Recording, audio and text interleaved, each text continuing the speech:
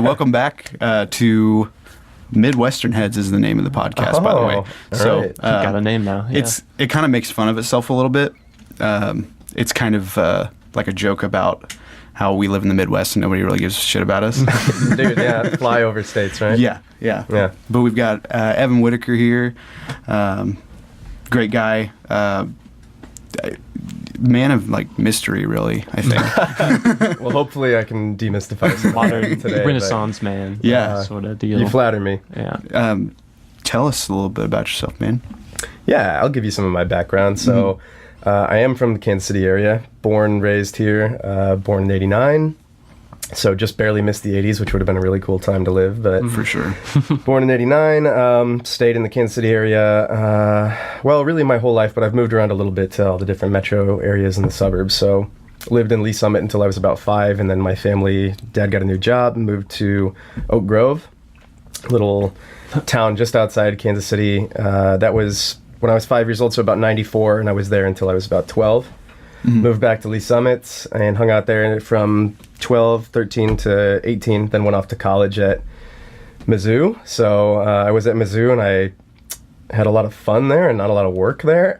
Really? Which, yeah, I mean... I feel like that's what you're supposed to do. Yeah, Yeah. everyone that I talk... It's so funny because everyone that I talk to says the same thing. They're like, oh, I couldn't have graduated from Mizzou either, man. Or that anyone who did is like, well, I always spent a lot of time down at the clubs or whatever, too. So that's... I think just a rite of passage, but Yeah. I was definitely, I've always been, like, I'm a very studious person. I spend a lot of time, like, buckling down on my studies. I really, like one of those questions they always ask you on, like, if you get on, like, a personality test or, like, a dating website or something, it's like, what would you say is the greatest motivator in your life to this point? And so for me, it's always, like, knowledge. Yeah. I just really want to know everything. I wanted to know how things work. Knowledge is power. Yeah. Well, and it's funny in a way, too, because I feel like if you've seen Zoolander, Hansel's talking about himself, and he's like, man, when I was growing up, I was the kid that wanted to know what this, like, bark on trees was made out of. And, like, I was that guy. Like, but for real, I wanted to know, like, what the hell is that? And why is it? What You can keep going in deeper and deeper on any subject, really. Dude, you can go so deep. The more you learn about it, the less you figure out that you actually don't know anything about whatever it is you're doing. For sure. So you're like, well, I guess I'll spend the rest of my life figuring out how punks are made. Yeah. Whatever little subject you have that interests you. Yeah, when you Nice. when you left earlier after we were talking, I told Jimmy, I was like, I feel like just like a lot smarter than I was a couple hours ago. Like, we got so much information within like such a short amount of time, and a lot of it was stuff that I knew, but it was like that I didn't realize that I knew already, or you know what I mean? Like I hadn't thought about things certain ways until we got to talking to you, and then it's Kind like of capsulized certain ideas and made it.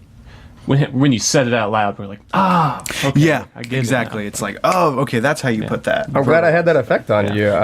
I love talking, but I love listening as well. I think that the greatest resource for knowledge that we have is the people around us. And I think a lot of people, we kind of forget that, our school system is so, it's everything about like reading the books and following the lesson and just being prepared for the test. Right. And instead, I mean, there's so many lessons that you can learn just by doing and talking and listening to people and like sharing experiences rather than being studious. So, which is not to say, like, I'm definitely a studious individual, like, very much so. And I think there's a lot of merit to that. But For sure. being a listener and creating a dialogue. And a dialogue is like a buzzword right now. If you get into marketing or if you get into communications or anything, there's every business, every industry has its buzzwords. You've got synergy is a popular one that everybody says. That was a phase. corny, That was taped onto our monitors at Guitar Center for a while. Yep. Synergy. Yeah. It was like the definition of synergy. It's just like a concept, right? So you put a concept out there, and the idea is that it's like a guiding principle that people get, but there's no real point in trying to put that out there to create, like, just saying synergy or knowing what synergy is doesn't mean anything. And like, even as a goal, it's hard to look at the word synergy and be reminded, like, oh, I'm supposed to be feeding into a team environment right now. Dialogue, I think, is much better, because dialogue if you look at businesses, I think right now, so something, especially older people notice this, and I'm not sure if millennials do as much. But older people, if you ask now, they notice customer service is gone.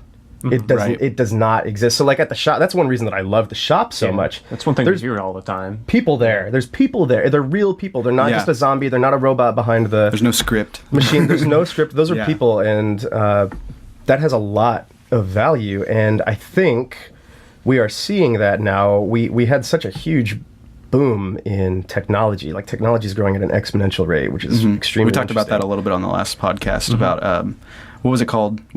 There was a word for it. Moore's Law. Moore's I Law. think. Yeah, you probably know about that Yeah. too. I'm assuming. Yeah. So it's just growing so fast, and we've enjoyed all the convenience that affords, and businesses enjoy the convenience that affords in the what it contributes to the bottom line. You have technology, you have automation, you have means of you're increasing your profits by eliminating the costs of extensive human interface, human error. Yeah. But the problem is, you have a problem, you got to call your insurance company, or you got to do whatever, and you can't get a goddamn person on the phone, and you sit there with a robot, and you feel like, why am I paying for this? This is barely even a product or a service. Right. I'm doing all the work, and you're still paying for it. So we're seeing now, and I think a lot of businesses and people, and again, older people see this more, I think, but we're kind of reaching this point where there's a shift in the business mindset where they're trying to find a balance between the bottom line, which that's always going to drive business. That is the purpose of a business, is to create value for the shareholders, right? That's what it does.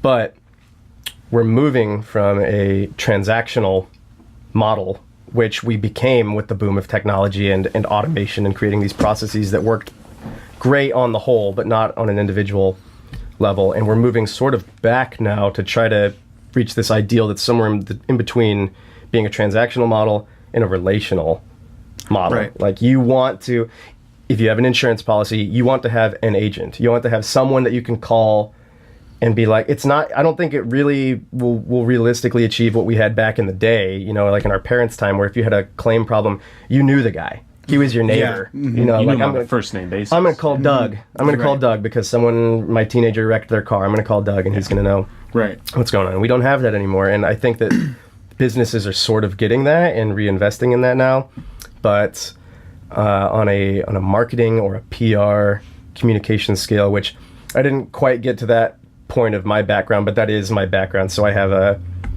in college I graduated.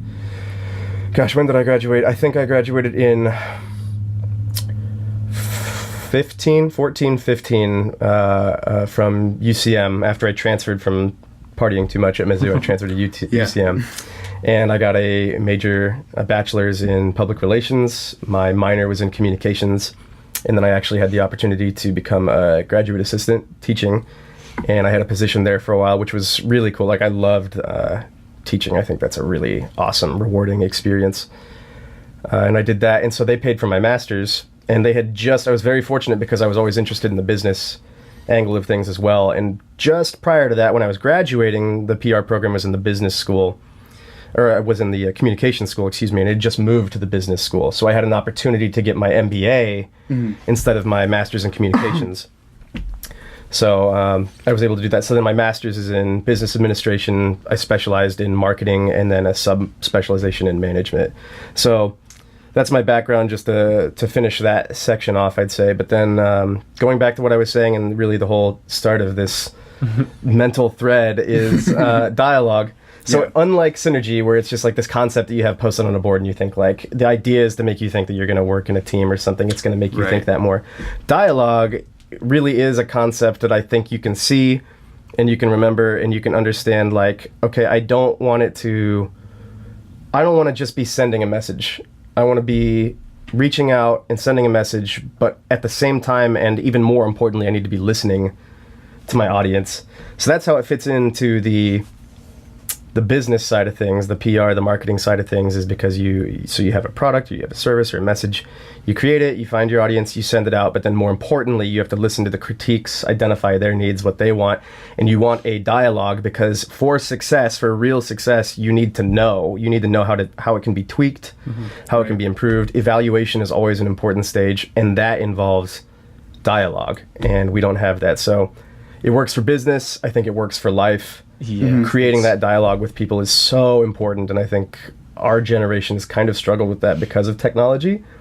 Everything is so impersonal now. We always text, we always email, and I love that shit too. Like, it's awesome. I mean, sometimes there's an advantage, right? You're in a meeting or you're somewhere, you can send a text, but you can't talk on the phone. But it's important to have that two-way system because it's really easy to get caught up in just the one way.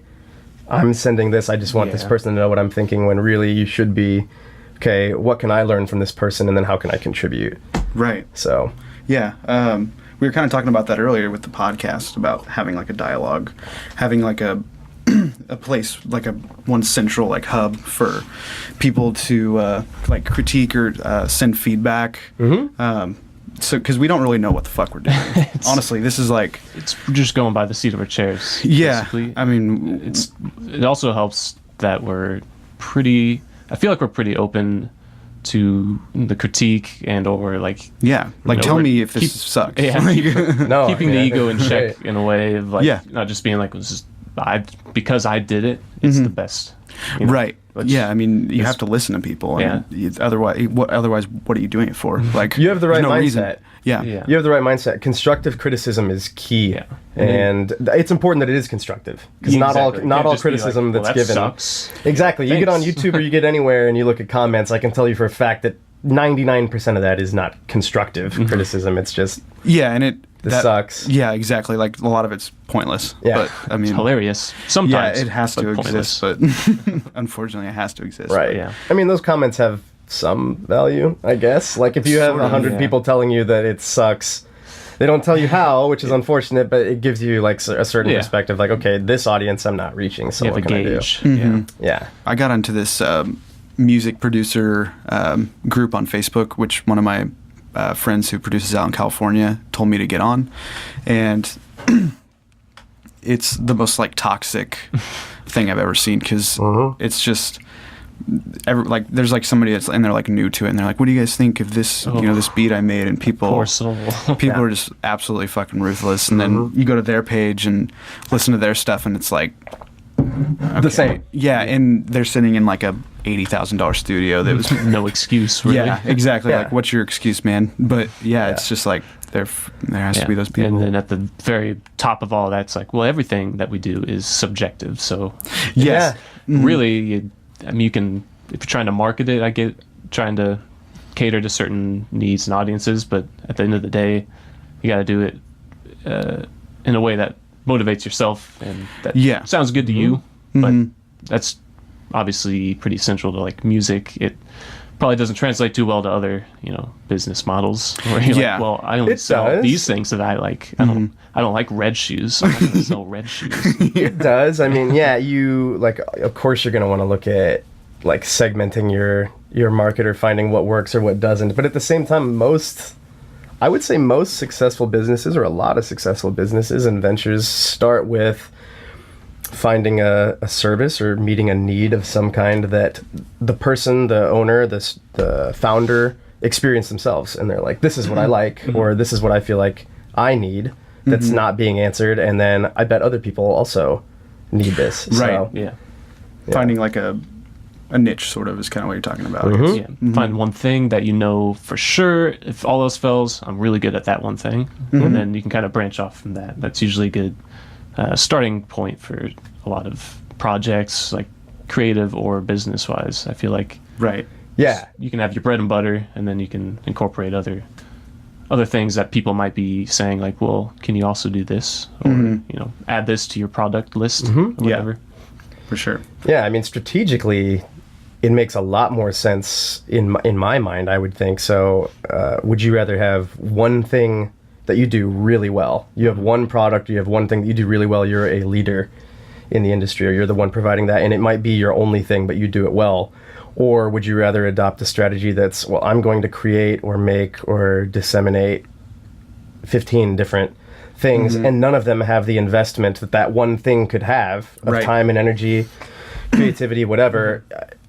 I think you'll find, I mean, especially in things like if you're doing a podcast, or if you're doing any kind of business venture or even a creative project, I mean, it's better, I think, it's easier, at least, or it makes more sense to me to like find something that you want to drill into, that you really want to dedicate the time and resources into and do it well, rather than spending so many resources and taking pot shots and hoping that you hit the mark somewhere. And I mean, that can be viable. Some businesses do that, but they often do that just as a means to find the one thing that they're going to put those resources into. But that's really taxing on your resources. That's expensive. That takes a lot of time and energy. So if you have that idea, if you have a notion of what direction you want to go in, or something you can do really well, or that one thing, I say go for it. That makes a lot more sense to me.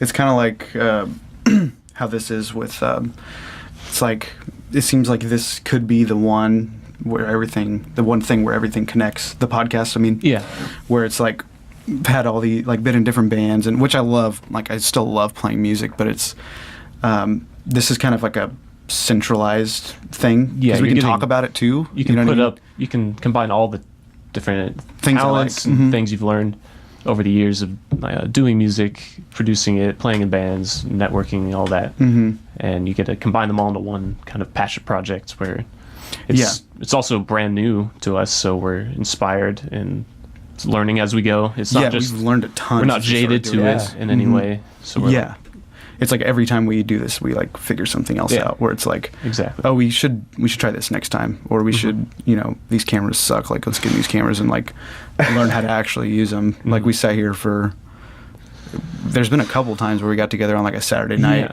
at like 8, and honestly, that's the most fun part about it. Tinkering and we spent like six straight hours just like trying to get all this stuff to work. Dude, if it sounds like to me what you're saying is that the time and energy that you're investing into it is some of the most rewarding part, and that's passion, dude. So if you are feeling that, stick with it, because not everybody has that, not everybody can find that. It takes a long time for some people, but if that's something that you enjoy, that's awesome. More power to you. Yeah, and it's also, we're kind of like what you were saying, we're like learning about people. We plan to have musicians on too, where we can talk and kind of like pick their brain, like people who are way better than I am, like, at a different level that I want to get on here. That's the key that I've heard so many people say to just overall success in life, is to hang out with people that are better than you at whatever it is you're wanting to do, rather than be the best and like, you know what I mean, like let it go to your head. Surround yourself with like intelligent, passionate, capable people, and you're much more likely to strive to adopt those qualities and become that yourself. I mean, if you stay the biggest fish in a small pond, how much value does that have, rather than being a smaller fish or a medium fish in a much larger ocean, Yeah, so that's like making me realize, well, like, oh, this is actually, this is why we're doing this. This is what I was talking about. Yeah. So one thing that you said too, one thing you said too that I want to like pinpoint, which maybe in the future someday you'll look back on this podcast and you'll think about that, because maybe it'll be fundamental for you. Because you had said that you were learning, like, and you felt like that was kind of part of the experience here. Maybe that's it. Maybe that is the topic, is like you guys, and not just you guys, but your listeners and your viewers, but like learning. It doesn't matter how or who from or whatever else, but the idea is like you just want to end the show feeling like you've covered some topics that maybe were new to you or were interesting. Right. Or just feel somewhat enlightened, bettered from the experience. And maybe that's its own theme. Yeah. That's what I do in my free time anyways. I'm always looking things up, like, if something interests me in any way, and especially if I don't know anything about it beforehand, that's the best feeling when you go and you find a whole new side of something that you didn't know existed before. Now you're like, oh, okay, I can spend 5 hours on a subreddit, looking up different things about it. The greatest. It's also the worst. It's the greatest. It's omnipresent. In that way. It's like, it is everything in one. Yeah. What are some of your favorite subreddits? Oh man, so that's I'm not really a Reddit guy. I want to be a Reddit Well, be guy. Careful. I'm going to give you a warning. Like, get into it, but manage your time. Start off on the front page and kind of work your way. Yeah. What kind of stuff do you? Well, you'll probably start the same way that everybody starts, I think, as a lurker. Yeah. They call you a lurker, which is just one who don't post or you don't anything. post, you don't contribute in any way. You just like you can't even until you make an account. You can't even vote. You can't even upvote. I think I downvote. just made an account on my app, I'm so exactly I a guess- lurker. Yeah. So I guess I probably am too then, I guess, in a way. I'm at the bottom of the food chain. So, God, that's a great question. Like, I feel like you can kind of take away some interesting things from a person about that. So things Yeah, that I it's like. It's like very looking at personal. the search history on someone's Yeah. computer. So a lot of the front page ones are great. Like by default, you're gonna find some really cool ones. So explain like I'm 5. Yeah. It's a fantastic one, and that comes from The Office with Steve Carell. Does And it? it does. I've heard of the subreddit. I didn't know that came from there. Yeah. So in the show, Oscar is trying to explain to him that they have a surplus and like what a surplus means in the business sense. Yeah. And then he's like, okay, explain it to me like I'm 8. And then Oscar says something that totally is like as basic as it gets. And then Michael's like, okay, explain it to me like I'm 5. Okay. I didn't know So that. that's where that hilarious. sub comes from. That's an awesome sub, dude. There's so many, like you can just go there. I'll go there and I'll get lost for hours. Like I completely, which is why I warn you, like you will lose your sense of time if you're not careful on Reddit. But explaining it like I'm 5 is awesome because you can go and like people, you can ask questions or people will ask questions. Like I'm trying to think of a good one that I heard the other day or that I saw the other day. So why do how is the human ear, or why do sounds that are distant versus sounds that are quiet sound different? How are we able to discern that? And it's something about how sounds that are distant over time, the air nullifies or absorbs some of the higher, I think it was the higher, maybe the lower, but I think some of the higher frequencies of the sound over distance. So even though like something might be quiet because it's off in the distance, it often sounds like unidirectional instead of kind of omnidirectional. When we're talking in this room, the sound's all bouncing off of all these different walls. You're hearing all the frequencies, so even if I'm whispering, you hear it really well, but something that's distant, you don't. And another Right. example is like a plane. Yeah. A plane sounds different far away, and then as it approaches, you hear the whole Oh, yeah. whole range. bouquet, the whole Doppler range. effect. It's like the Doppler, yeah. It's like the Doppler effect. It's like a exactly. siren on an ambulance driving by, you know. As it gets closer, you hear it being a higher pitch, and then as it's leaving, Yeah. it's going... Or like you a know, like a semi on the highway kind Yeah. of. It sounds distorted, sort of, I right? guess. Yeah, Yeah, you're 'cause hearing the it's siren and higher the in sounds. frequencies, I guess it would be... Makes sense. Yeah. That's interesting. So that's why that sub is awesome, because you can go there and people like, and there are like rocket scientists that are on this sub that are explaining things in a way, for the most part, that you can grasp pretty easily. So if you want to be an armchair scientist or a philosopher or something, then that's an awesome place to do it. Explain like I'm 5 is great. Some other good ones. So I love our food. I'm definitely like, I'm very much a culinarian, I guess, in a sense. Amateur culinarian. I've not worked professionally in a kitchen, but I love to cook. That's probably like my primary creative outlet right now. So I love going to our food. There's recipes, there's pictures. Sometimes you just look at it for ideas. Sometimes you look at it just because you're hungry. Right. And other times you look at it and it kind of feels good because you're like, I've made that before and I thought it looked better. Or I Yeah. thought it looked worse or whatever. It's a community. That's really what Reddit's all about, right? Is a community. So food is a good one. Explain like I'm 5 is a good one. Earth porn Yep. is a cool one. You can go to I've Earth seen, porn. yeah, been on there for sure. Yeah. Amazing photos and shots just all around the world that are awesome. And then there's plenty of like really obscure ones, and I'd have to like get on my phone and look at some of them or something to see some of the obscure ones, but there are just really hilarious like random ones that you can find. Deep into YouTube and Play It Again Sam are two really good ones that are basically like a whole community built around finding like the most obscure shit on YouTube. Videos like, I think deep into YouTube there's like a requirement that you can't post it if it has more than 1,000 views. So it gotta be has that to be obscure, really, really obscure. And sometimes there's gold mines. There are gems of things that you find that you're like, what was this person thinking? What's the point of this video? It's hilarious, or it's like so random. And Play It Again Sam is similar in that it's just like, I think it's 30 seconds or less, but it's videos that like once you watch the first time, you almost feel required to watch again. Like there's a punchline or there's something, or like you have no idea what's going on and you learn Feel like more you as you missed watch. something. Yeah. Out So on the Play It Again joke. Sam Those are some really good ones. And then, I mean, dude, Reddit's got something for people that you didn't even know exist. Like, you can go to, like, birds with teeth, and there's like, thousands of pictures of birds with teeth. Bread stapled to trees. That's a good one. Bread stapled to trees. Yeah, so there's, of like, bread stapled to trees. lots of it. Shower beer. Shower beer is a good one. If you've ever had a shower beer, you'll appreciate shower beer. But, like, that's a not safe for work community. Yeah. So you can also go there, and there's, like, you know, people in the shower. So right. Both sexes. So... You know, if you're listening at home, then be careful if you go there. Shower beer. Disclaimer for that one, but I don't know that I've ever had a shower beer. I've had a shower margarita. Well, okay. There's probably a Reddit for that. Yeah, I'm sure there's a Reddit for that. There's got to be a community for that. So. There could be. Yeah, it was awesome. Mm-hmm. It kind of makes you feel a little sick though, in like a gross way. I don't know, like sweet. Well, that's kind of an open drunk. Glass. You probably get that's like why, soap water. That's why you don't want to go with the margarita. You got to go with the beer, bottle's a superior shower beverage. That's true. It is right. The casing is important here. You've got a lot of risk when you have an open-faced drink or something if you're in the shower. It's funny.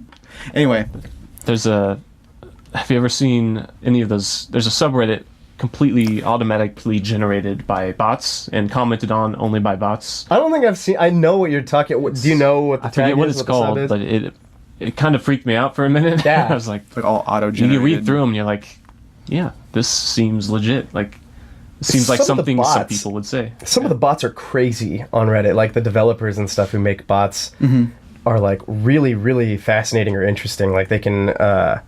There's one that's like a news bot that anytime that there's a news article posted, it like has some kind of algorithm that it can take the most read headlines or like lines out of that story that are most necessary to get it, and it'll condense a 5-page article into like 2 paragraphs.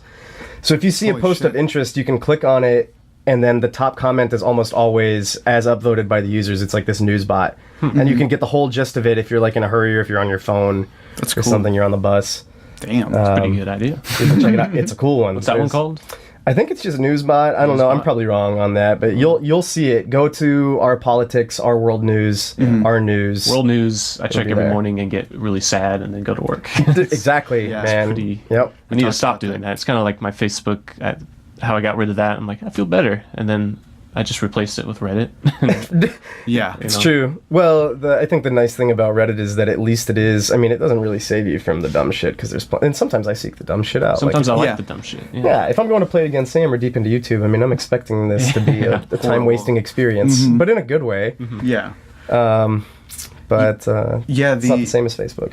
Yeah, Facebook is you can't like filter the shit out. Yeah. Like Reddit, at least you can go to like gaming or something, and you're like, okay, I'm gonna like read about gaming, and that's it.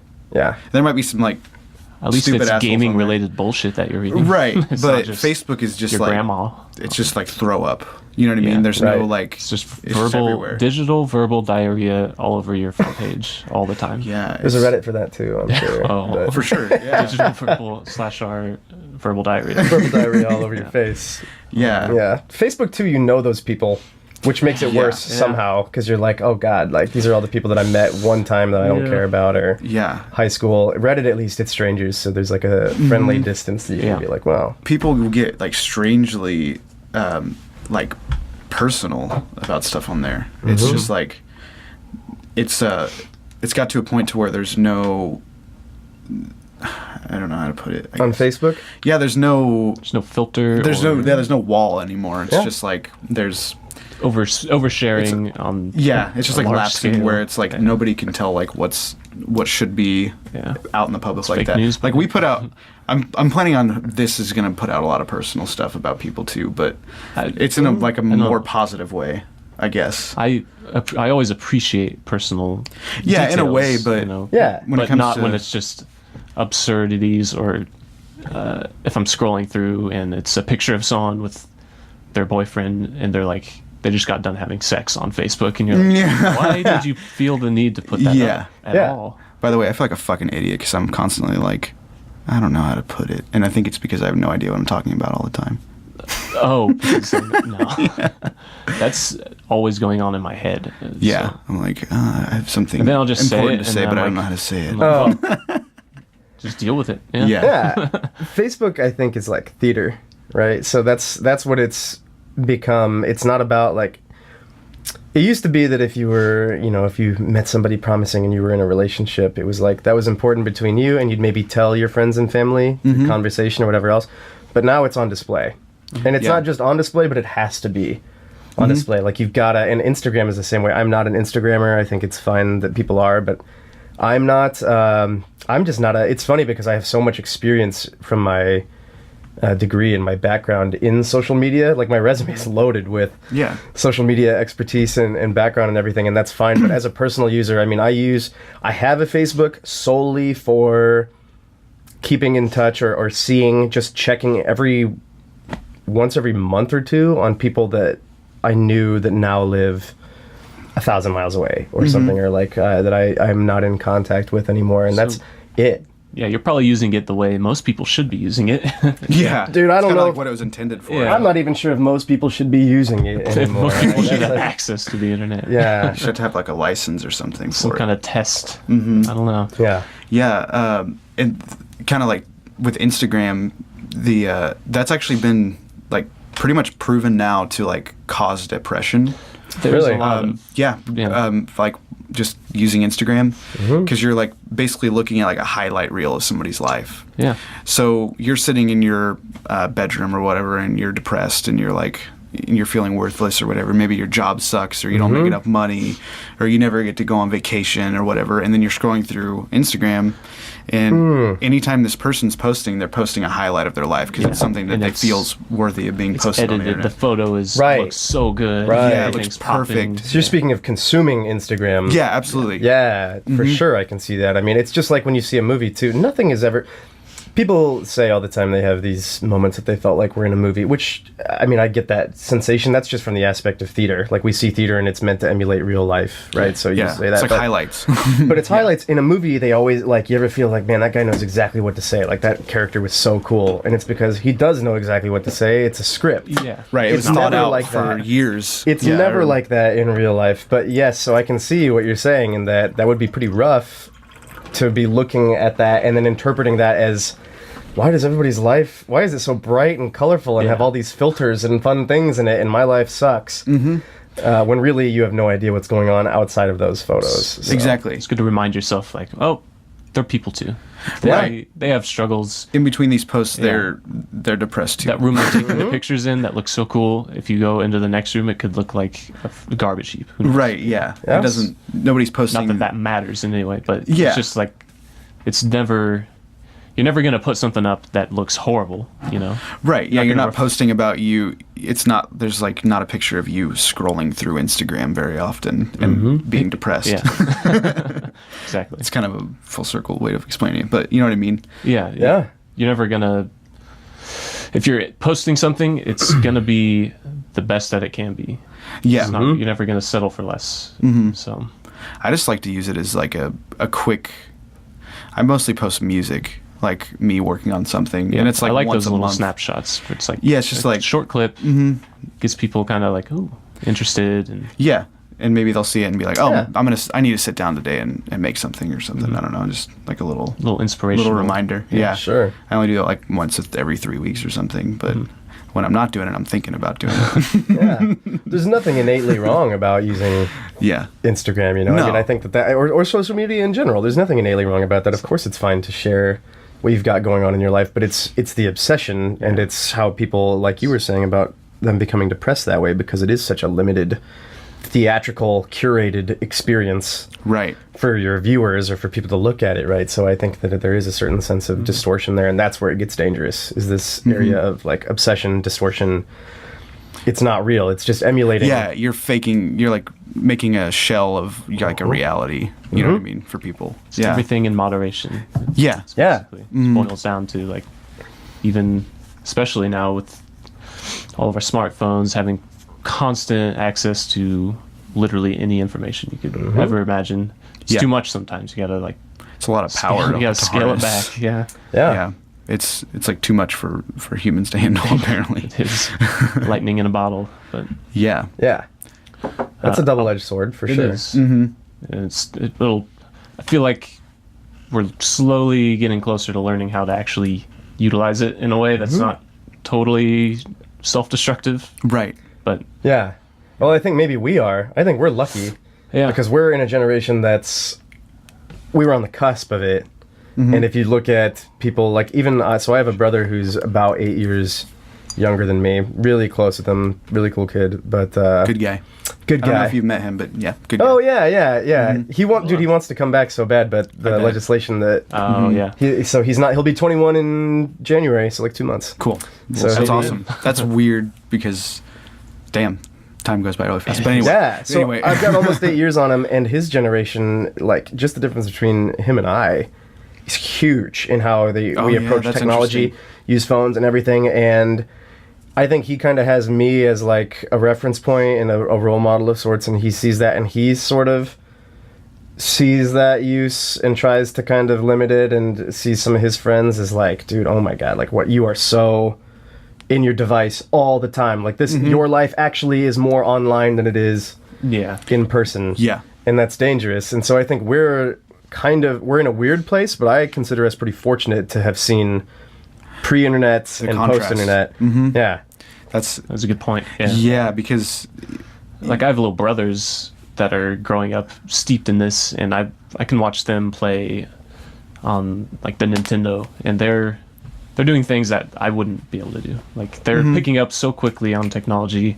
They have just basically a smartphone, an old smartphone that my parents gave them just to watch. There's like no YouTube service on it, but they can do Wi-Fi or something. They can watch YouTube videos and everything, and they're not like old enough to really know how to fully use it, but they're able to pick it up and know exactly where to go. And it's just weird to think that it's only going to get more and more engrossing, I guess, the technology. It's not going to scale back, you know. Yeah, and luckily we were able to see the transition. It was like slower because for me, like I got a phone pretty young, I guess. I mean, I was like 13, but I had like a flip phone. And I couldn't really get on the internet. It costed like $1 a minute to get on the internet or something. Yeah. You could only text so much. Yeah, you could only send like 500 texts a month per tops. month. Yeah. Tops. That was a good plan, back in the day. That can easily, if you're in like a group chat, like that could be like a day. Yeah. Or like less. Right. But it's a lot. We were lucky to be able to like start with something like that, and then you have like a touchscreen phone, and then you get your iPhone, so you're able to like. You weren't just, that bomb wasn't just dropped on you, basically.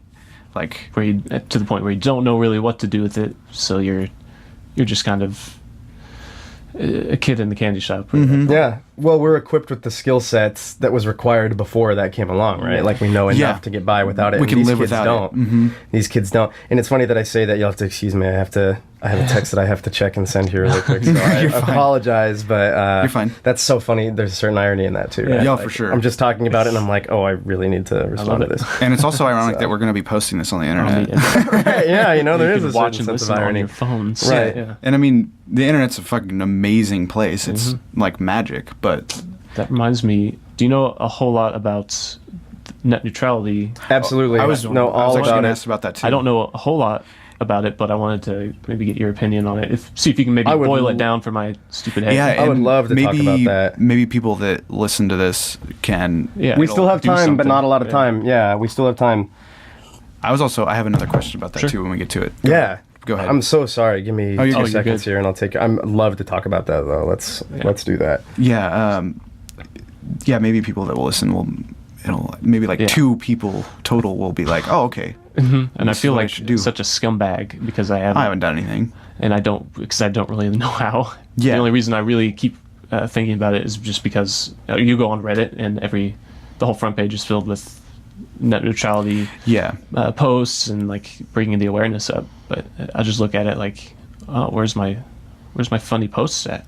Right. Yeah. Get out of here. Bring back my poop jokes. You won't have it if that net neutrality goes away, basically. Yeah. I'm wondering if there's anybody that's even is there actually people that are like for?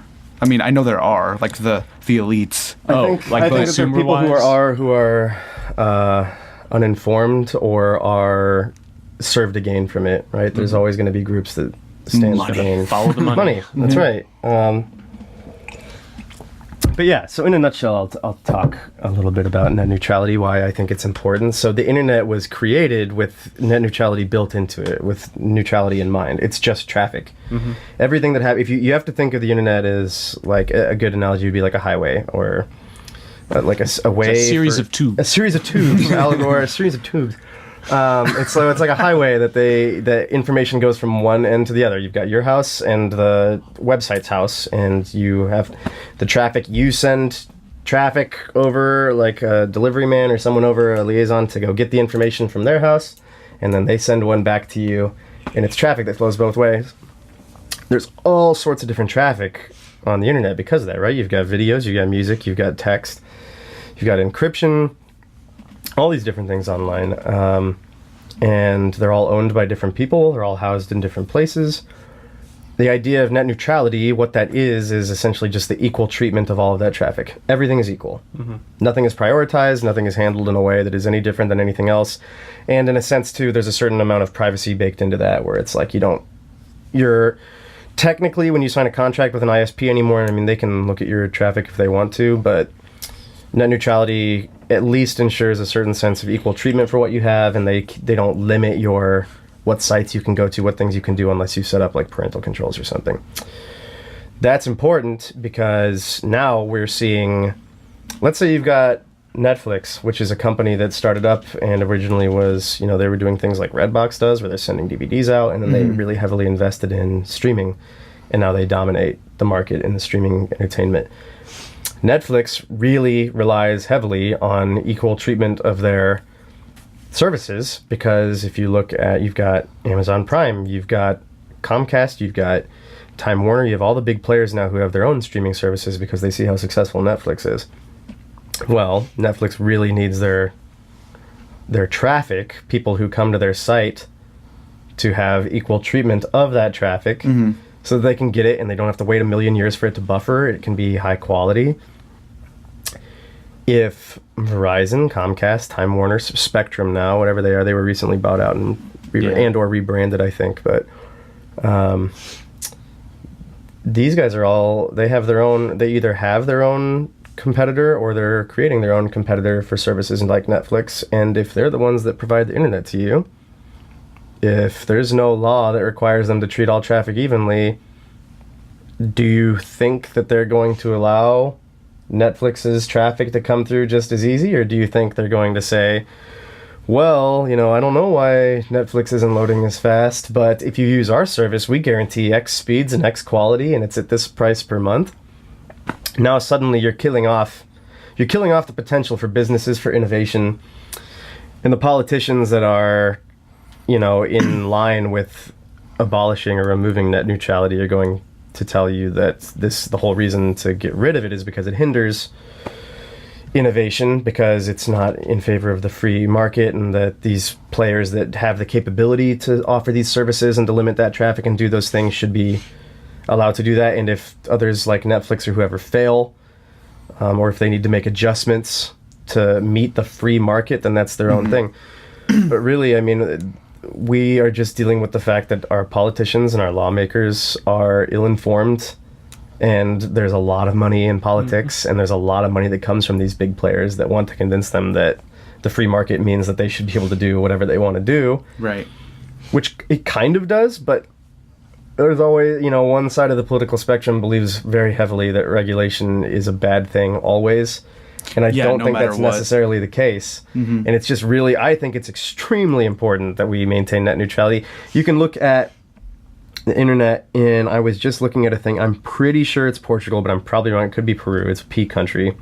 Don't quote me on that, but I'm pretty sure that it's Portugal. But their internet provider, when you sign up for their package, people were taking screenshots. They don't have net neutrality over there. And when you sign up for an internet plan, they have all the services and websites listed, and so do you want the entertainment package? You can get Netflix, YouTube, and Daily Motion, or some video site. You're still paying for Netflix, right? You're still paying for the subscription. You're still paying for your internet, but if you want to go to those sites and have that traffic, a certain amount of that, you got to pay an extra thing. Yeah, and it completely stands to reason that it'll be just like that here, right? With all of our services, with YouTube, with Spotify, with Instagram, Facebook, whatever. If you want any of those packages, those are going to be extra, because that traffic now the ISPs control. It's within their purview to control and to set the prices, the limits, everything else. And then talking about the highway, we're talking about a difference between now there's all even lanes. And then if you abolish net neutrality, now you have a body that can say, well, now there's fast lanes and there's slow lanes. And if you're not paying us extra for the fast lanes, you're in the slow lanes. Right.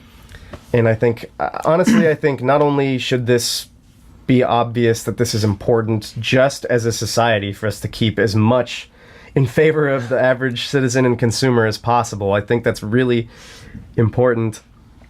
But I think it's ridiculous that we have not reached a point where we classify the internet as a utility, the same as water, or shelter, or power, or anything or even else. A right. It's a basic human. A right, It exactly. should be a right. Can you honestly tell me that the average working American, the average working person in an industrialized modern country, can you do your job without the internet?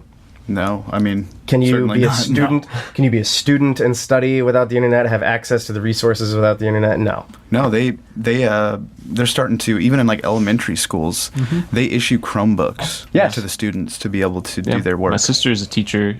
She teaches second grade, I believe. They all have like Chromebooks or tablets in their classroom that they use daily. And that's just a part of their normal, everyday curriculum. Yeah. Now. It's just they adapted it so quickly. Right. And Not to mention all business, I mean, not all, but like 99% of business is done on the internet. And that's still something that you're, not to get too much into that, because, I mean, yeah, nothing's fucking free. So, True. but yeah, I totally understand what you're saying. Those are some of my thoughts on neutrality. Was there something else too that we had mentioned? There's net neutrality, and then I don't Maybe know not. if there was something else, but I wanted to ask. Oh, I had a question. Or I was yeah, gonna you ask had a question. You had a question. Oh, and then it was- sounds like you have one as well Yeah. too. It was what we were discussing like a little bit ago about the social media thing. Do you think that would help the situation with the obsession with social media? Do you think it would like? Do you get what I'm saying? Like, So you're thinking that if there's restricted access to social media through price walls, you're wondering if that would have an impact on the use of social media? yeah, like, do you think that could be a pro? I'm not saying I'm not. Oh, sure. I'm not Devil's for, advocate. Sure. I'm not for net neutrality going out, but Right. do you think that could be a pro? I think that there would be certainly a change in that. I mean, anytime that you include a price or a barrier to entry that you didn't have before, there will be people who don't enter. There will be people who don't get past that barrier for one reason or another. Do I think that it'll be a reasonable enough dent? No. I think we have reached a point now where social media is so People will figure out a way to pay for it. so ingrained, Yeah. they'll just consider it like everything else, you know? And Right. Another bill, another Maybe- $10 a Another bill, month. exactly. Right. Maybe we don't pay our water bill this month, but we have Facebook or But whatever. I can get on Twitter and Facebook, and Right. there'll probably be a combo package if Oh, yeah. in the dystopian future, Yeah.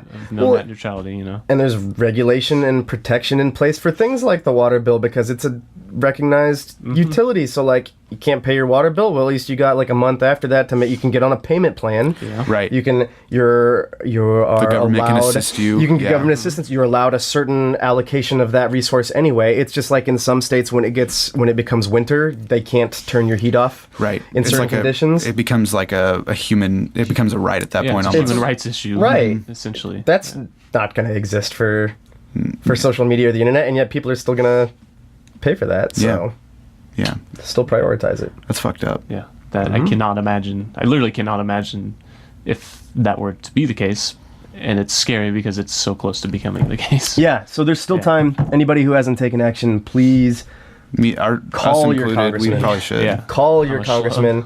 Don't write an email. They don't give a shit. Don't send a fax. They don't give a shit. If you don't have the time at all, if you're going to do something, you can look up the number.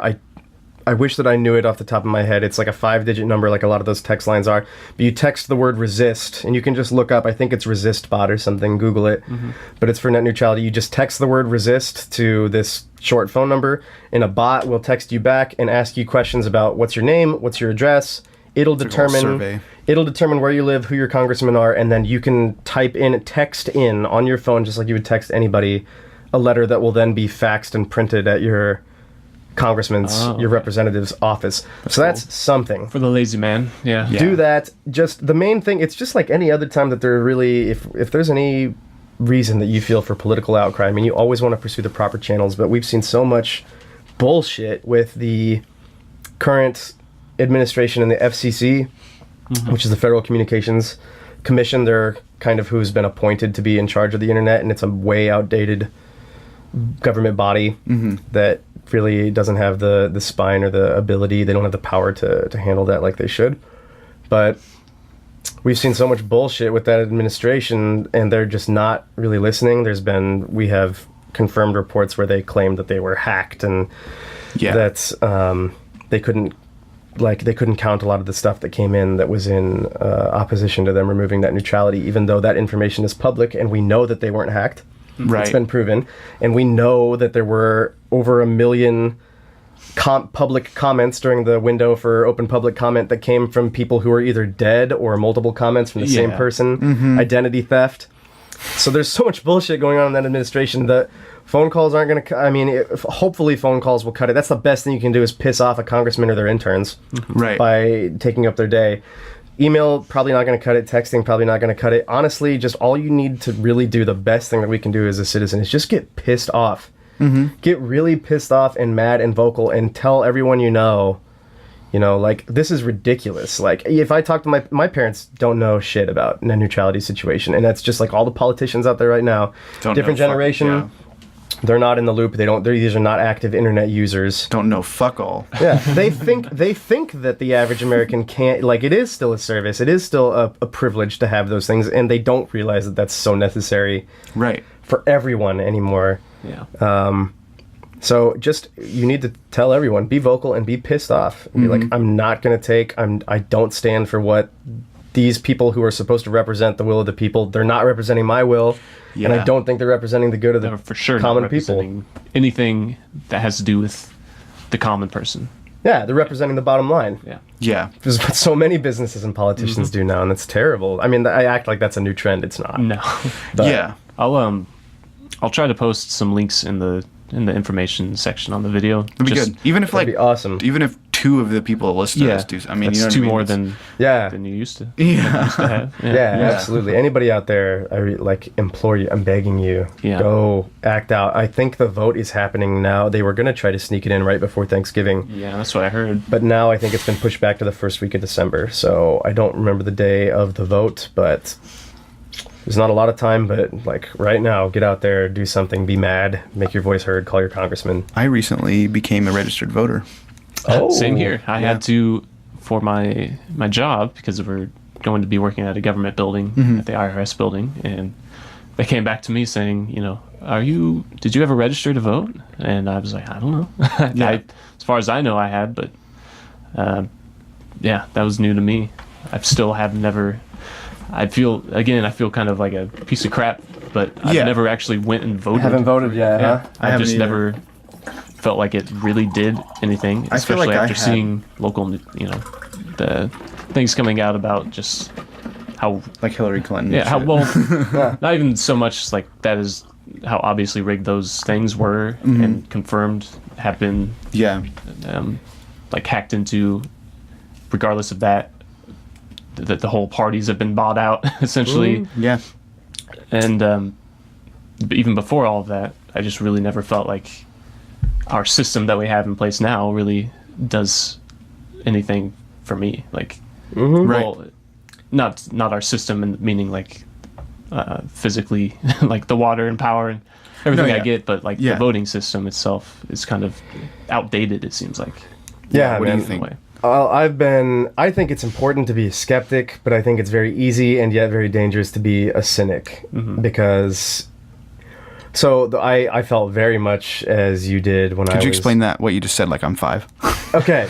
So a skeptic is a person who would question something, right? So I think it's important to be able to question, is my vote meaningful? Is my voice actually being heard? Be aware of the fact that could be a possibility. That's important. Yeah. It is also important to try to, if you can, I mean, sometimes a cynical point of view, or one that's negative and is always kind of expecting the worst, or some kind of manipulation that is contrary to what one would hope.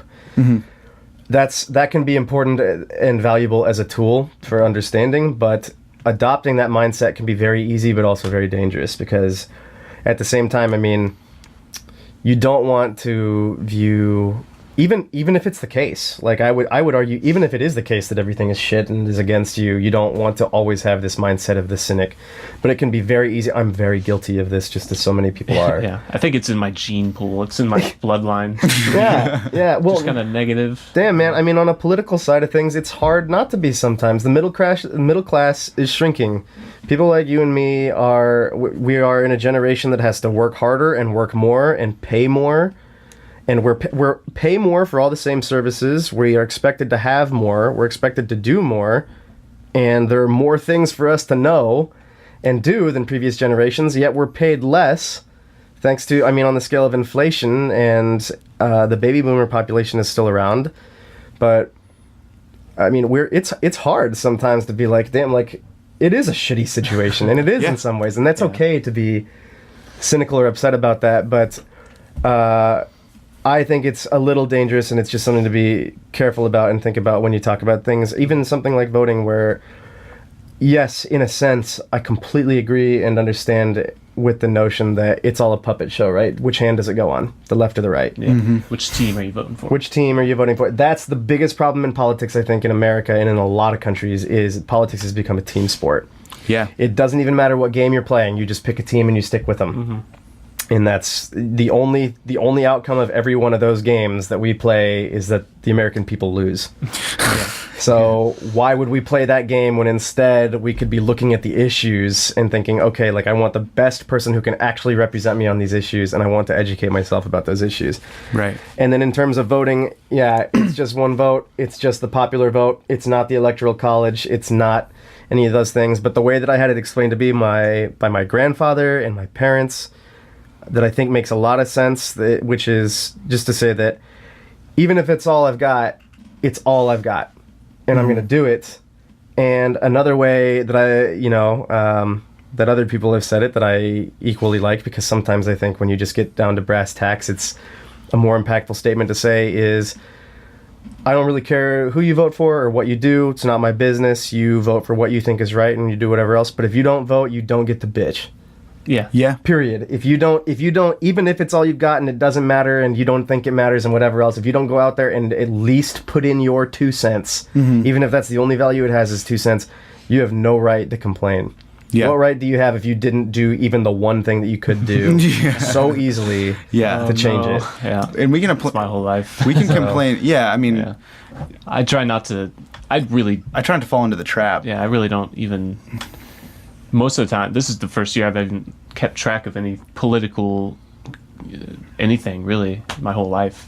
And it just so happens to be the most, horrible. It's just, everything is going crazy this year. But, I need people like you to remind me, like, why I should actually care. Yeah. I mean, I don't care what you care about, but just care about something. Have something. Yeah, at least try to make the best of. Care about something. Do you use the internet? Do you enjoy the internet? Yeah. You better look into net neutrality and take a stance on that, and you better try to take some action if you think it's necessary. You know, do you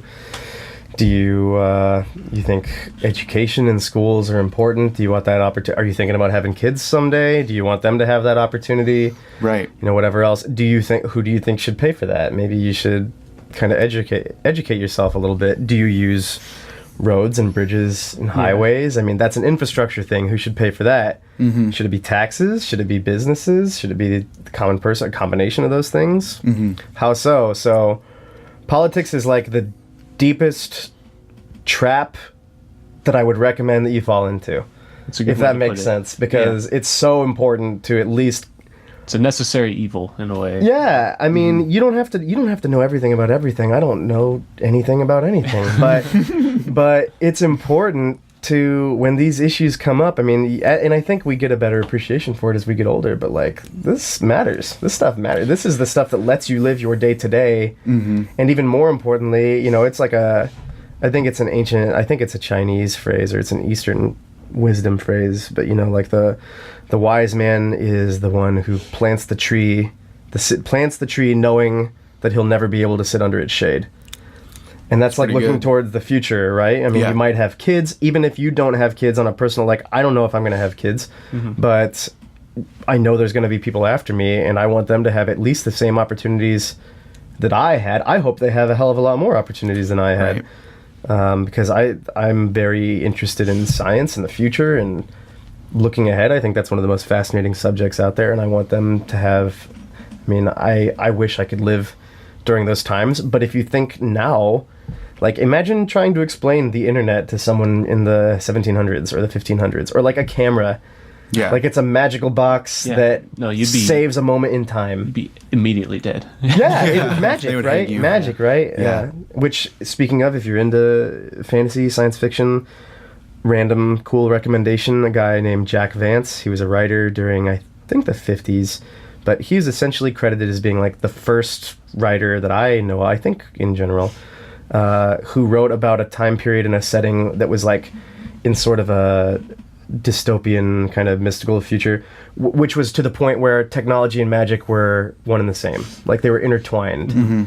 So they're kind of indiscernible. And if you know like Dungeons and Dragons or D&D, the creator of that game, Gary Gygax, credited Jack Vance with like how magic works in D&D, and like if you play D&D, anybody who plays D&D out there, if you're interested in that, if you read his books, I would recommend Tales of the Dying Earth. It's a collection of short stories, really cool setting. It reads just like a D&D adventure. Like the inspiration is very much there, and it's very vivid, and it kind of has like a turn-based kind of feel to it. But that's a random tangent, but just cool. Like that's something that I'm interested in. I love science fiction, and just to tie it all together, that was Jack Vance. And in D&D, the god of magic is Vecna, which is just an anagram of his last name. So the homage is there. If you like that stuff, check it out. Even if you don't like that stuff, check it out. Jack Vance is awesome. Yeah. So that's cool. That sounds interesting.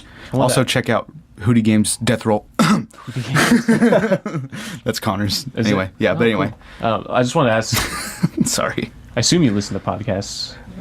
In truth, I need to get into them more. The only podcast experience that I have truly is I've listened to a few of Case File. Do you know Case File?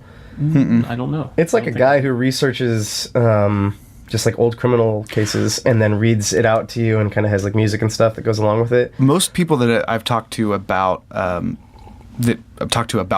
listen to stuff like that, or like real crime, true crime podcast. Stuff like that. Yeah. So I mean, I admittedly I'm not much of a podcast person, but like I should. That's an area that I have no excuse for not getting into. But once you find a few that you're like, oh, this is exactly what I didn't know that I needed, but you get sucked in real quick. Yeah, especially in a conversational setting. Like, I think a lot of it is like, no matter where you are, you can feel like you're part of a discussion about something, which is cool. Yeah, it's comforting in a way. But so I'm not a huge podcast person in answer to your question, but I'm interested to get into more. So I'm always open to recommendations. Yeah, I mean, I love Joe Rogan, Yeah, but I try to take a little bit of everything he says with a grain of salt. Yeah, I've had some experience with Joe Rogan's stuff prior to him podcasting, but it's still, I mean, cool guy, interesting subject matter, but I feel like, just like anything really, I mean, if you listen to a person enough or see enough of it, it kind of feels the same in a sense. Like there's a certain amount that you get out of it, and then you can always, of course, like I'm not bad-mouthing him in any way. I think it's awesome what he does and that he gets so deep into things, but like after a while, I guess I felt I was craving some other kind of stimulation and subject matter and stuff that was kind of outside of his realm. So, going back to what you were talking about with us, like the working class, working a lot harder and stuff. Do you hate it when people talk shit about millennials? When you have like an old person? No, I don't hate it because I hate millennials too. Honestly, like I hate us. I'm a part of the millennials. I really wish that I was on the cusp of being like a Gen Xer. A Gen Xer. And we would have been, or I would have been in the 80s, but they've like changed the way that they identify generations in numbers now. So that's kind of frustrating. But no, I don't, because I do think like there's I'm selling so many people short, like, which is wrong of me. I shouldn't make generalizations, but I do think that so many people that I see that are in our age group, like they live through their phones, and they don't have the skills to make a phone call or to cook a meal or to do their own laundry or to do anything. They're not self-sufficient. That's so true. And they don't have any skills. They don't have any vocational skills are so important, and I'm lacking some of those things. I have some of them, but there was such an influence from the baby boomers and an emphasis on like getting a college education and bettering yourself, and we were also creating colleges as a business.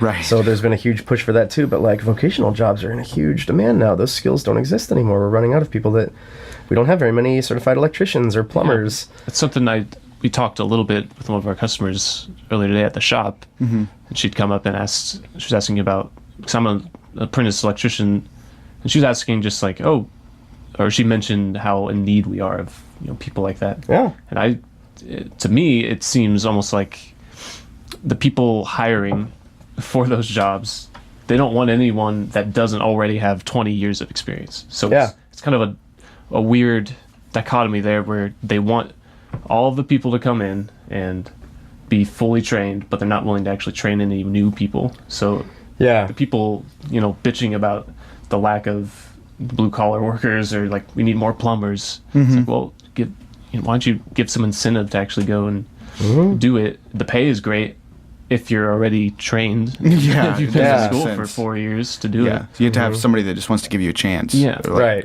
It's what.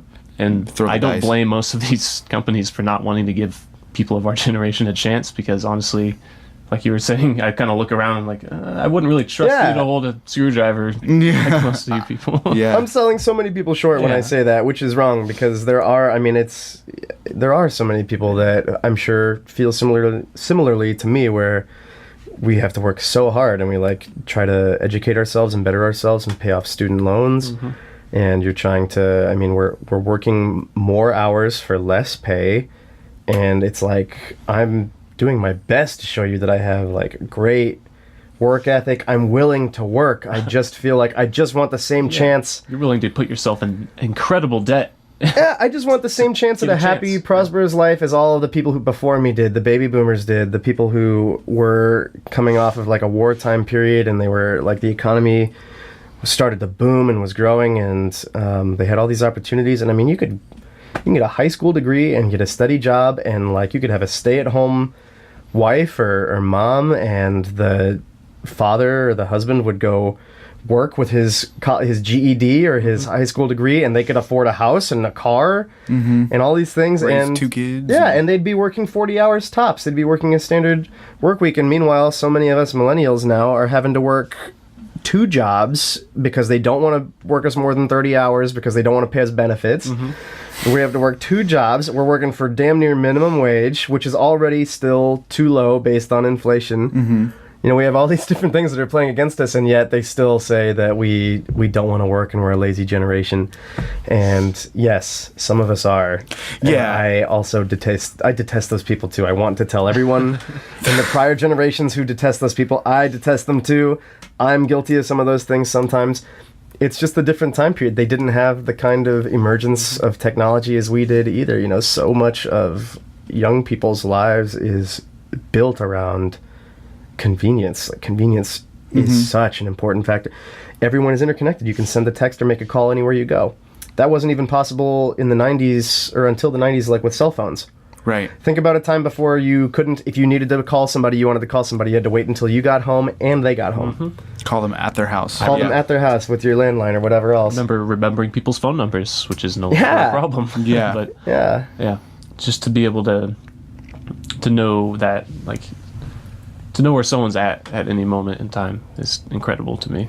Right. To know, like, that people give that up willingly is what's incredible to me. I'm not that person. Like, I don't use the location services. I don't use the Find My Friends, any of that stuff. I've got my own space, my own time. If someone wants to contact me, then they can, and I will, at my leisure, I will answer, respond, share. Exactly. I kind of feel like that was going to be like kind of what your answer would be like. Yeah. Like same way, like whenever people are talking shit about millennials,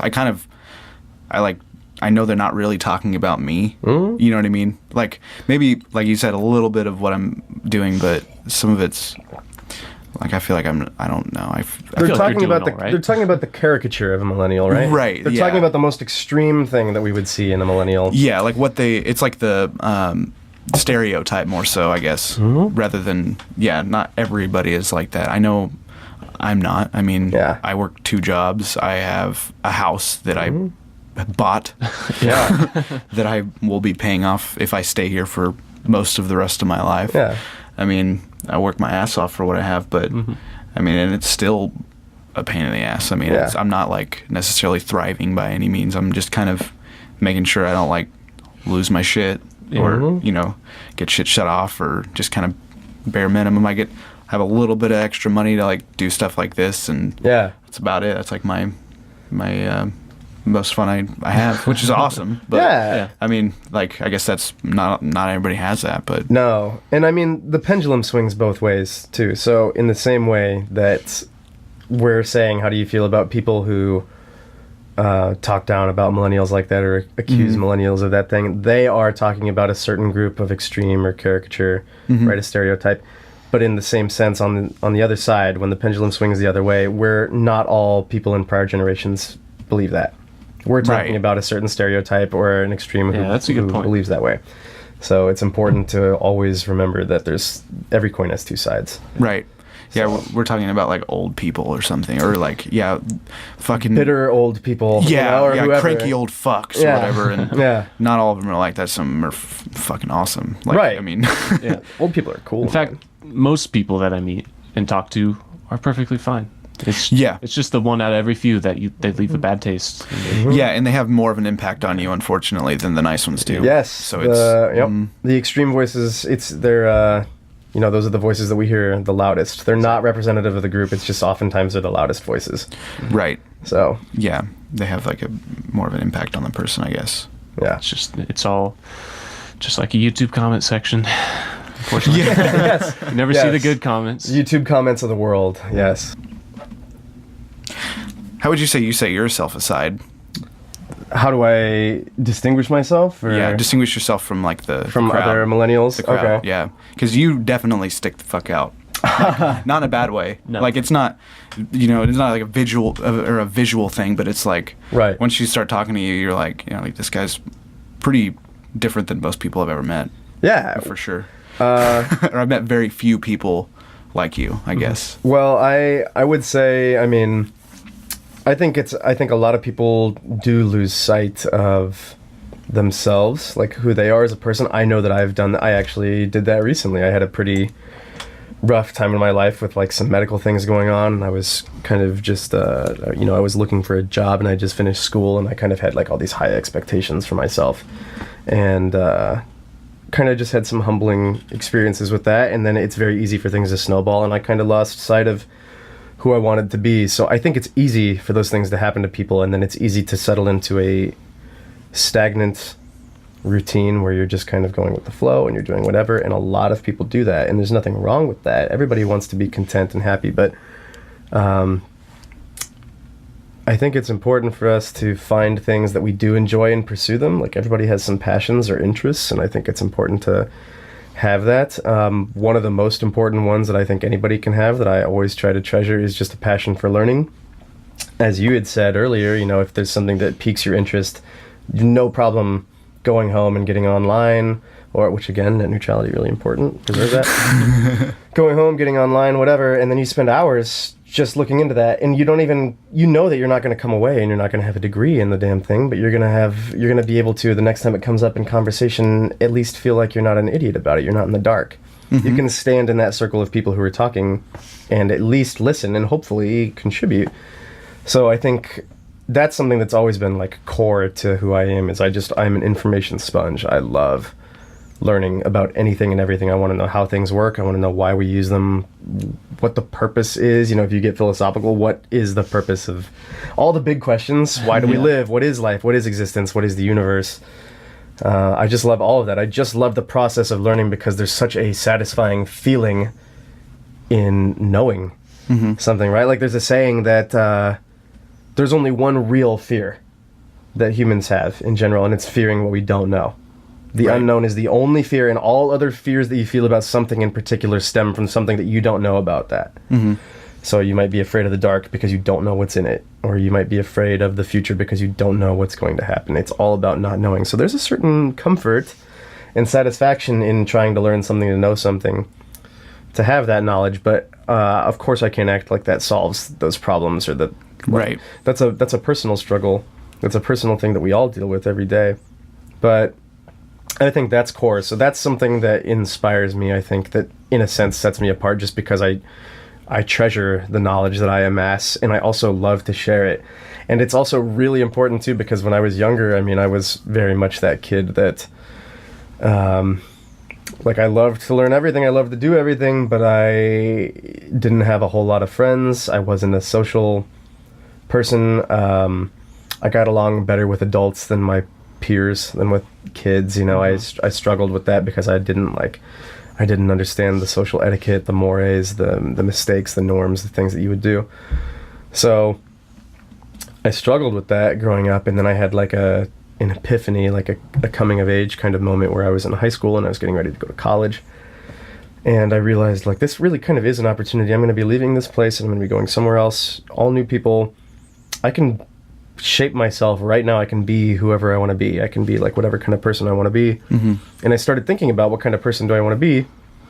And I wanted to be that same person that was core to who I am, that loved learning and loved to do those things. But I didn't want to be the socially awkward kid. I didn't want to be the asshole who knew everything but then lorded it over you, or that sounded like a dick every time that he talked to you, which I'm still guilty of. I totally sound like a dick. I don't think so. Well, thanks. But I wanted to learn how to do that. And so I just had some friends and some people that I saw who I kind of came close to, and I noticed that they had this skill that they could, I mean, they were often relatively smart or even very smart. I knew some of them, but they had a skill that I didn't, which was being able to talk to anyone and make friends with anyone and relate to people. And I just had to learn, like, I realized, like, I want that. That is important. That's such an important skill, because I don't care how much knowledge I have, or I don't even care how happy I am. That was another epiphany that I had recently. It made me think of, if you're familiar with Into the Wild, you might have read it in high school. Saw the movie. I saw the movie. Not a big reader. Yeah, okay. Well, I would recommend that you do. I was when I was younger, but... I recommend that you do. Reading is awesome. It takes you somewhere and does something for you that visual entertainment can't, so yeah. Check it out. And I guess I shouldn't say I'm not a big reader, because I read shit all fucking day. Yeah. But yeah. Sitting down, reading a book, not something I've done in a while, but... Yeah. That's a different skill set. You're just reminding me that I need to do that. Give it a shot. It's rewarding in a certain sense. I would really recommend it to everyone. Just find something that you like, or an author that you like, or look up a subject and just find something and try it out. But I had an epiphany that... So in that book, basically, Christopher McCandless, the guy who went out and lived on his own and did all that stuff, he went into the wild. At the end of it, he sort of has this epiphany, this realization that it doesn't matter how much happiness you have and whatever experiences you have, it only matters if you can share it. Right. And knowledge is somewhat similar. And I had just this epiphany about my life, that is, it doesn't matter how happy I am, or how much knowledge I accrue, or what I have, what I come to be or possess. Really, the value in that is how I can utilize it, and I utilize it by trying to spread it. So, I mean, of course, there are certain advantages to, like, knowledge that you keep to yourself, or that you have, that happens in business all the time, that happens in interpersonal relations all the time. But being able to share that, like, just having a conversation now, like, even about things that maybe you guys aren't as familiar with, or hearing things from you guys that I'm not as familiar with, that's sharing. That's a dialogue. Oh, full circle. That's a dialogue. That's meaningful. That's really meaningful, and I wanted that. And so I just kind of learned to... I tried to observe them and pick up some of those traits, and then went through a really hard, awkward time in my life trying to adopt those practices and be that person. And it really kind of became who I am. So I think that's something else that really kind of sets me apart, is that a lot of people, particularly younger generations, millennials, we don't know how to talk to people anymore. Right. We don't know how to engage. We don't know how to have actual interpersonal communication anymore. It's all so impersonal and just texting, and you're checking out in line at the cashier, and you're on your phone the whole time. You don't care what's going on. You barely even know where you are. You're just taking care of your... You're just drifting. You're not even there. You're just existing. You're not really living or surviving or doing anything. Yeah, so many people falling into that like life trap. kind of thing, where it's like a circular thing, and then you're not aware of it, and then you're just like, you're stuck. It's, you can see like a lot of people on like on Facebook or whatever, old friends or maybe old assholes from high school or whatever, and they're kind of in this trap and they don't realize it. And then, at least from like me, I'm at least aware of the trap, so I can be in it, but I'm aware of it, and you can kind of, do you know what I'm saying? Yeah, that's like the I think it's called step, a life trap. Like that's kind of what it's known just as. Being mindful of the fact that, you know, just being mindful in general overall. Like I'm doing all these things. Yeah, I'm doing all these things, and maybe they're bullshit. Like, you know, I'm going to work. I'm trying to just get by. I'm making money. I get home. I cook dinner, do the dishes or whatever. But at the same time, there's like something in the back of my mind that's like telling me that this isn't really what everything is about. There's like there's a voice that says this isn't really, like, this is important, but it's not what really matters in a way.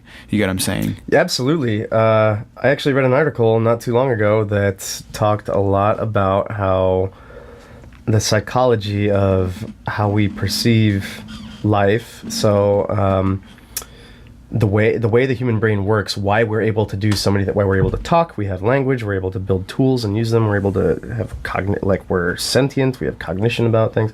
It's because the human brain is really, really good at identifying and analyzing and projecting, having a sense of patterns. Everything is patterns, right? And we're really good at that. But the problem is, because our brain is so good at that, we accomplish tasks by noticing these patterns over and over again, and we condense them for convenience. Like, we know, like, you have a pattern of, when you put your foot on the pedal that you're going to go, and when you put your foot on the other pedal that you're going to stop. That's a pattern. You ever feel like you're on autopilot when you're driving and you're on your way to work, or you're on your way home? Shit, how did I get here? You have a pattern, and that pattern has become condensed in your mind because if you feel like you daydream or you're off somewhere else while you're driving, terrible practice, but it happens all the time because we have this pattern and we condense it. Well, unfortunately, scary in a scary sense, our whole life can become a pattern like that. And the way that we interpret it, you wake up, you go to work, or you make breakfast, you go to work, you go throughout your day, you have lunch, you go back to work, you come home, you make dinner, you take care of your chores or your obligations, and you go to bed. That becomes a pattern. You do that 5-6 days out of the week. That becomes a pattern, and now suddenly your life starts to move really fast. And if you notice, just about everyone that I know, certainly in my experience, the older you get, the faster that life seems to be moving by, right? Like, every time there's a new year, like, right now we're 1 month away from it being 2018. You're and like, I feel like, fuck, I feel like 2016 took forever, and now 2017 is over. Yeah. In an instant, and it happens like that. And I'm sure that next year, the following year, I'm going to think, man, I thought 2017 took forever, and now 2018 is over. That happens, and what was scary is that basically the assertion that was being made in this article and everything is that, based on some survey and some analysis and stuff that they did with people and how they identify these patterns in their life and when those patterns take place and how we do that, the midpoint in a person's life expectancy, a midpoint in a person's life, the experience of life, is somewhere around like 40, 41, 42. You live to be 80 to 86, somewhere in there for the average American person. Well, in terms of experience and how you perceive your life, and based on those patterns, the midpoint that people describe as what felt like the midpoint of their life was 28. Oh, shit. I'm there right now. I'm 28 years old. Fuck. That is scary as hell, and it's because of those patterns. And so that's why it's so important, and that's something that I used to be so keen on, and then I kind of had this stage in my life that was really rough here recently, but I've thankfully I've come out of that, and I feel so much better now, and I'm getting back into that. Super happy for you by that. Thank you, man. It's depression's a bitch, man. Depression is a bitch. My whole family, so many people I know. I think it's easy in this society. I think that's always been something that's plagued humanity in one way or another, but it's a bitch, and you don't realize it when you're in it, and it can happen at a moment's notice from the smallest thing, and it snowballs. But Anyway, yeah, so thankful to kind of to come out of that and be on the other side of that. Yeah. But that feeling of patterns and stagnation in a person's life, in my life, is why I value so highly, like, and I'm really trying to make moves and move forward into, like, I just want to do different stuff. Like, I don't care if I'm even if I'm just going to a new restaurant, if I'm taking a walk to a new part of my neighborhood, or if I take a drive just somewhere in my area that I haven't been to, and I just kind of go, like, small things that you can do in a 20 to 30 minute window. Maybe I'll read a book or an article by someone or on some topic that I've never heard of before. Or, there's plenty of more fun things to do. Maybe I'll go to a new restaurant or a new bar. Mm-hmm. Maybe I'll go try, maybe I'll play a new game or a new sport, or I'll go see a movie in a subject that I wasn't familiar with, or travel is the king, but travel is hard to come by. Yeah. Relatively hard to come by. Do some kind of creative thing you haven't done in the past. That's so valuable because you're breaking the pattern. Yeah. You're breaking the pattern, and now you're going to remember it. You're going to remember that day. Like, I just went out and had the most amazing night the other night, and I went to, like, a new restaurant, and I went to a new bar, and I was with someone really close to me. Just had the most fantastic experience. But, like, that's how you bond. That's how you grow, and you build something so meaningful in doing that. And not only are you doing that with this other person, which is so meaningful in, like, in an existential sense, but, like, just in that psychological sense of, like, this pattern of breaking this pattern, that day is going to stand out to me. Like, I'm going to remember that day for years, maybe the rest of my life, having a wonderful night. And that was when I was 28, and I don't want that to be the midpoint. I want that to be when I was 28. When I'm 40, I still want to be feeling like I'm breaking that pattern and I'm doing new things. Yeah. And so that's kind of why I'd say, to come back to the initial question, that again, like, I certainly get off on these tangents because I get lost in my own head sometimes. But something that distinguishes me is, like, I'm very much enthralled with the idea of being kind of like a modern Renaissance man. Like, I want to be able to wear a lot of different hats, and I'm okay with being a jack of all trades and a master of none. Like, I love the idea of being able to just talk with anyone about anything, relate to literally anyone, something, and I don't care if I'm an idiot and I've just barely got my feet in the water and you're an expert in the field and you can dive as deep as you need to. If I can just, like, at least communicate with you a little bit about something, that's so valuable to me, and I really appreciate that experience. So if it's, maybe like, I take a lot of pride in my cooking, and that's a fun outlet, and I love doing that. And I love, like, craft beer and alcohol, so I've been getting into, like, mixology and, like, quantum cooking and all this, like, interesting stuff that you can do with that. And, like, I know, but, like, it's a field that you would never know exists until you get into it. I've never heard of it, but now and it's awesome. It's cool, so look it up. Yeah. Doing stuff like that. Maybe fashion. Like, I'm not the most fashionable guy ever, but, like, recently I've gotten, like, I appreciate a good cardigan, and, like, and you got some nice shoes on. Thank you. Yeah. So I mean, it's so interesting article that I read. That's by far and above. It's like 73% of all people answered, what's the first thing that you notice about? It was about a man in particular, but the first thing that you notice about someone when you meet him is the shoes. Dude, fuck yeah. It's always the shoes. I'm all about that. If you're wearing some fucking New Balance, like the puffy white shoe with the, like, dark blue sole, dad classics. I don't want to fucking deal with you. The dad classic, yeah. And you're wearing, like, you're wearing some very some just not very appealing, like, pants or something. I'm like, you're out. And that's probably, like, kind of fucked up. No, like, just prejudging. I'm like, oh, it's the truth. We live as creatures. Dads are excluded. Right. I mean, there's a certain amount of leeway you give them. Yeah, but somebody like my age, like, I can promise you that nobody wearing, like, those New Balances is going to be on this podcast. Yeah. Right. It's funny. I mean, like, fashion's something that I never would have thought about when I was younger, but, like, as I'm getting older, like, I'm trying to get more versed in everything, and I'm not a fashion guru, but I like to take a little pride in how I look, and I like to be knowledgeable about it a little bit so that I can say, like, yeah, I know how to wear that, or, like, here's what I would match with that. Yeah. And anything. So it doesn't matter what it is. It doesn't matter what field it is. Like, try every day to learn something, and preferably about something that you don't know much about. Yeah. And I think that's just a really cool kind of a guiding philosophy that's done very well for me. Yeah. So I hope that anyone out there who's kind of looking for something, maybe you are trying to break the pattern. Maybe right now you're feeling like, holy shit, like he's describing my life. I've become really stagnant. Try something like that, because I've been there. We've all been there. But certainly, try to break the mold. Try to do something fun. And if you have people to do that with, all the better. Everything is so much better with friends and family. So. Yeah, that's kind of why we're doing this podcast, is to get more people like you. Like Jimmy mentioned earlier, the word, I think he used, activator.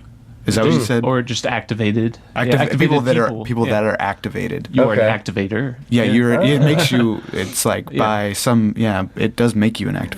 This is a much kinder word than woke, which right. I've come to detest that word. That's an aspect of millennials that I hate, is woke. But an activator or something like that. That's a much better. I highly approve of that. Yeah, seeking novelty. Yeah. People who use woke. That's a whole different story. But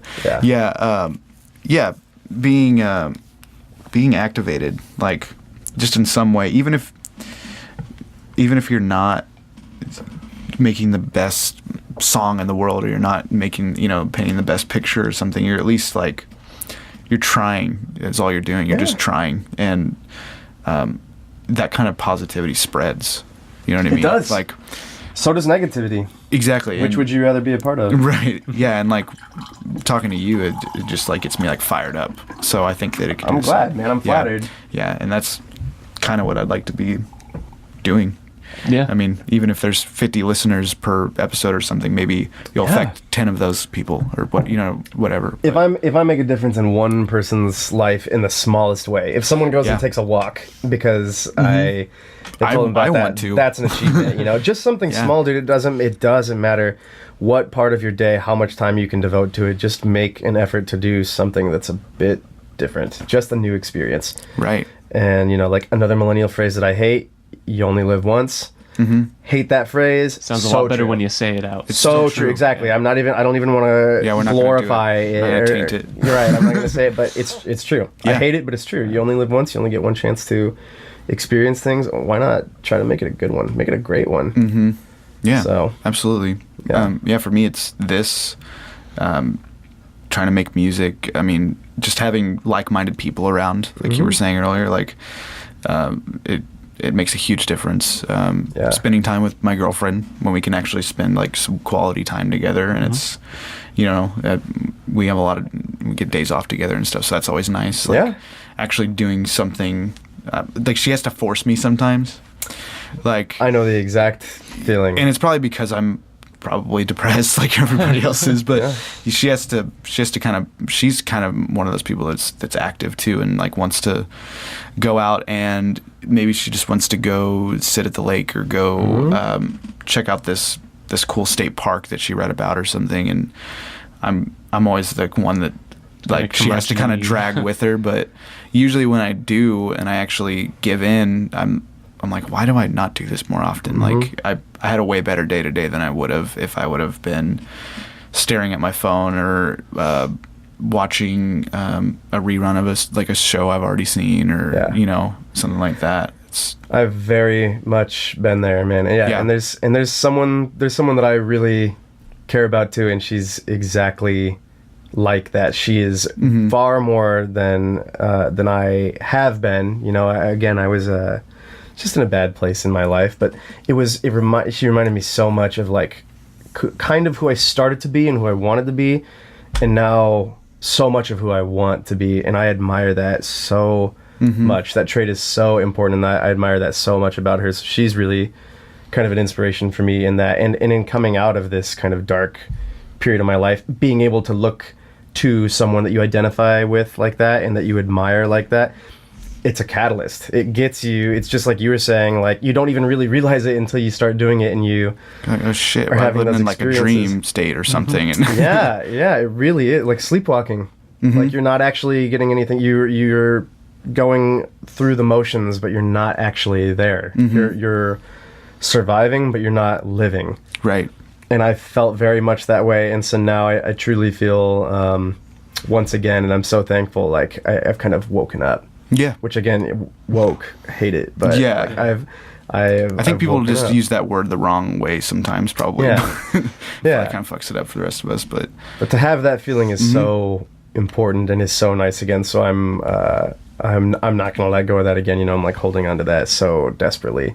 Yeah. So, and I encourage everyone else to be able to do that. Like take take a few minutes a day, do something. Like I don't care if it's a walk, I don't care if it's a book, if it's an article, if it's a song. Listen to a song from a genre that you thought that you would hate, and you might very well hate it, but now you know a song from that genre. Right. Now you've heard it. Yeah, and you can relate to somebody And who you can loves talk that. to, even if someone is playing this song and they're like, I love this song, and you're like, I hate that song. And here's why. You can say, here's why. You can say, I listened to it, here's what I thought about it. And I mean, tact plays a big part in how well you can form a relationship sure, or have yeah. a dialogue with someone about that. But just have an experience. Have something that helps you make your day memorable.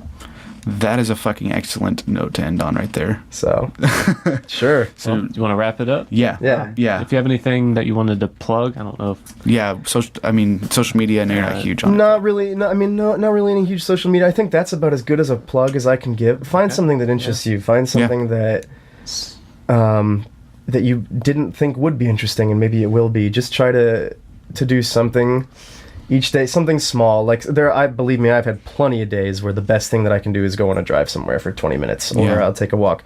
And I'm trying to get better and kind of do more things. And as I think as time goes on and I have more access to money and to resources and relationships, I'll have more opportunities to kind of branch out even farther.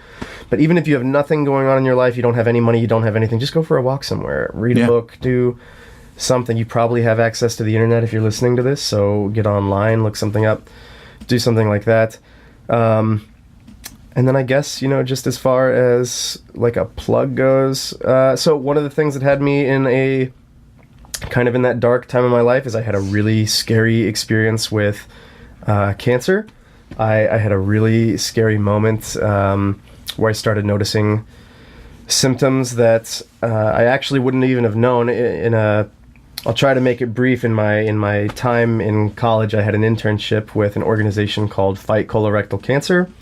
They also go by Fight CRC. Fantastic organization. They're a national nonprofit cancer advocacy group, so they advocate for research and for funding and for knowledge and community around colon cancer and rectal cancer. And they just try to create this space that people can come to for information and for support. Just an amazing group. And I interned with them briefly for like a semester, but in that time I learned so much about it, and I learned some of the warning signs, and then I had some of those warning signs, and they're very kind of innocuous, and I had the thought, like, maybe that's what it could be, but it's easy to downplay that kind of thing. Mm-hmm. And then as soon as I started noticing more symptoms, I knew right away, okay, I'm almost certain that is what it is. I have to go in, I have to see the doctor. And I took the test, and sure enough, I had 4 polyps, 2 of which were classified as adenomas, which is like a precancerous stage. So if given any more time, they could have become carcinomas, and I could have had full-blown cancer. I would have had cancer that needed ongoing treatment, and it would be scary, but it was so serendipitous to have that experience, to have that knowledge, and to move on that. And I really, I haven't done it. This was like 3 weeks ago that this happened, so I haven't really reached out to them, but I want to, and I think I'm going to reach out to them and just say, thanks so much for the opportunity. Yeah. I don't have hardly any money to my name, but I would love to make a small donation to them. I just think they're a great group, and there's so many free resources and just a warm community. You can wish people well there. You can educate yourself. Check it out. Everybody should check it out. What's it one more time? It's Fight Colorectal Cancer. Okay. And I think their website is fightcrc.org. Okay. You can Google them. You'll find them. Fantastic organization, and just really any kind of group that I think is kind of building a community for people in such a difficult spot. I wasn't even personally in that difficult spot yet, but it's that's such a powerful and kind of scary thing to think about, and I'm so fortunate to have that experience, and they would be my first source that I would go to, and I still will, to go there to educate myself. So awesome. Everyone who has the chance, if you can, check them out, support them. Great group. Awesome. Yeah. Really glad you're safe and sound. Thank you. Thank you. That makes 2 of us. Congrats again. Yeah. Thank you. Thanks for coming on. Yeah, and, dude, thank you so much. Thank you for having me. I had a great time, guys. I hope guys, feel free to comment, leave feedback. like we were talking Yeah, about. please. Yeah. Let's open the Constructive. dialogue. Let's open Let's up open the dialogue. I want to Constructive criticism, please. I want to open a dialogue on about this podcast. So Yeah. comment. We'll drop some links for some stuff that we talked about. Yeah. But yeah, I think we'll call it there. Thanks Great. so much, man. Yeah, Thank it's you been going guys. on. It's been a pleasure.